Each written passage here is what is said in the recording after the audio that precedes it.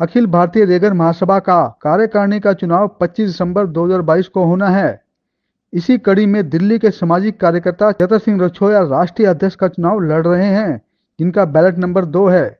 देखिए हमारी खास खबर में चतर सिंह रछोया और लोगों का इस चुनाव को लेकर क्या कहना है। मेरी रेगर समाज के लोगों, आज राष्ट्रीय अध्यक्ष के चुनाव 6 व्यक्ति लड़ रहे हैं। एक व्यक्ति दावा करता है कि रेगर छात्रावास मेरे पिताजी ने बनाया। मैं उनसे पूछना चाहता हूं, क्या ये समाज के पैसे नहीं थे? क्या चतर सिंह रछोया की तरह नांगलोई में रेगर चौपाल के जमीन पास कराई और रेगर चौपाल सावदा में भी बनवाई? क्या समाज के पैसों से बनी थी या सरकार के पैसों से? तो मैं उन दावेदारों से पूछता हूं, जैसे मैंने सरकार के पैसों से सरकार की जमीन पे रेगर चौपाल एक जगह नहीं सावदा में बनाई, अम्बेडकर भवन बनाई। दयानंद जी, आप दावा कर रहे हो कि मेरे पापा ने, कालू राम जी ने वो रेगर छात्रावास बनाया। मैं कह रहा हूं ये रेगर समाज के पैसों से बना। और वहां पर मूलचंद जी मौर्य जो स्वतंत्रता सेनानी थे, आपके गांव में मैं गया, आपके सीकर में गया और गांव के लोगों का ये कहना है कि ये कालू राम जी ने नहीं बनवाया, तो समाज के लोगों ने बनाया। और सीकर का बेटा, मौर्यों का बेटा मूलचंद जो स्वतंत्रता सेनानी थे, ये नींव तो उनकी लगाई है। तो रेगर समाज के लोग को, दयानंद जी, कहीं तो आप रेगर बताते हो, कहीं कुलदीप बताते हो, अपने आप को कहीं वर्मा बताते हो, और जहां जरूरत पड़े तो वहां बोध भी बताते हो। आप अपना एक ही नाम तो रख सकते हो, जैसे चतर सिंह रछोया, समाज का बेटा, रेगर का बेटा। आपकी अपनी मर्जी, आप पूजा किसकी करो, लेकिन समाज के लोगों को धोखा मत दो। ये छात्रावास 1 करोड़ रुपए में बना, 33 कमरे बने। जिन लोगों ने कमरे बनाए वो तो समाज के पैसों ने बनाए। सरकार के पैसों से बनते तो आप दावा करते रेगर समाज के लोगों को धोखा मत दो। और आप कहते हो सीकर में मेरे वोट है, मेरी मुट्ठी में वोट है। आप अगर वोट है तो 700 लोगों को ये ढोल बजाने की जरूरत नहीं है। ढोल बजा के भीड़ इकट्ठी करते हो, इस ढोल बजाने से नहीं होगा। ये बच्चे इकट्ठे करके जो वोटर नहीं है, दूसरी जाति के लोगों को हार डलवा लेते हो। ये चुनाव समाज का चुनाव है। अपने मतदाताओं के साथ बैठो। अगर सीकर के लोग, अगर झुंझुनू के लोग, अगर चूरू के लोग आपके साथ हैं, तो आप नाम पता सूची के साथ लोगों को बता दो। मैं भी शेखावाटी का हूं, मैं भी झुंझुनू का बेटा हूं, मैं भी सीकर का रिश्तेदार हूं, मैं भी चूरू का बेटा हूं, मैं भी रछोयाओं का बेटा हूं, और जग्गरवाड़ों में मेरा ब्याह हुआ है, नवलगढ़ में मैं गणोलाओं का भांजा हूं, और मैं सोकरियाओं का, गाड़ गावड़िया का नानेरा है मेरा। जग्गरवाड़ों के कनवाड़ियों का मेरा मामेर सासरा है, और नवलगढ़ में मेरा ब्याह हुआ है। तो इस तरीके की बातें करें, लोगों को धोखा ना दें। अगर आपकी मुट्ठी में है तो आप एक जगह 1000 लोगों को इकट्ठे करके बता दो। झुंझुनू के 200 कुछ वोट है, 695 वोट सीकर के हैं, और चूरू के वोट है। आप ये मुट्ठी में नहीं है।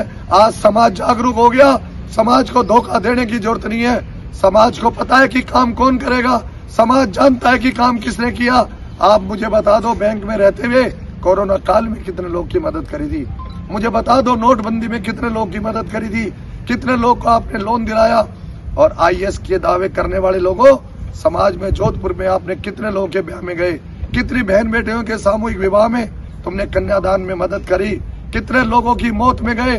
कितने लोगों के साथ अत्याचार हुए SC ST एक्ट में? किन लोगों की बात तुमने सरकार से और आयोग से, अदालतों से लड़ाई लड़ी?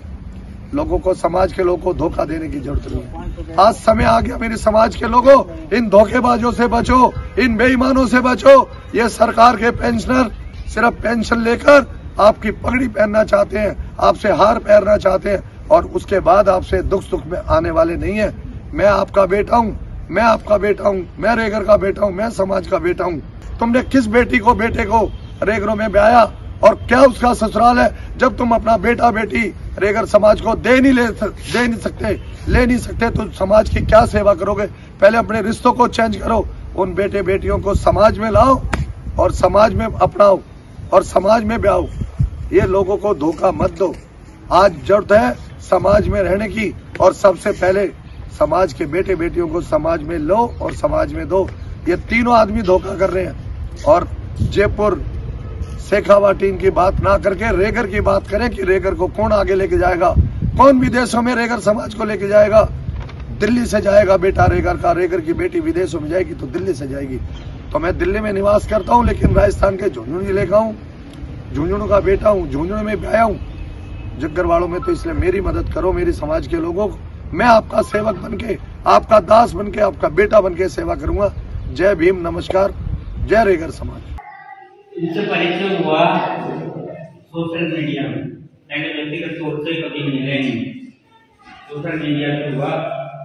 तो जब मोबाइल में देखते थे आपके बारे में, हमारे मन में ये भावना हुई कि ये जुझारू हैं, लड़ने वाले हैं।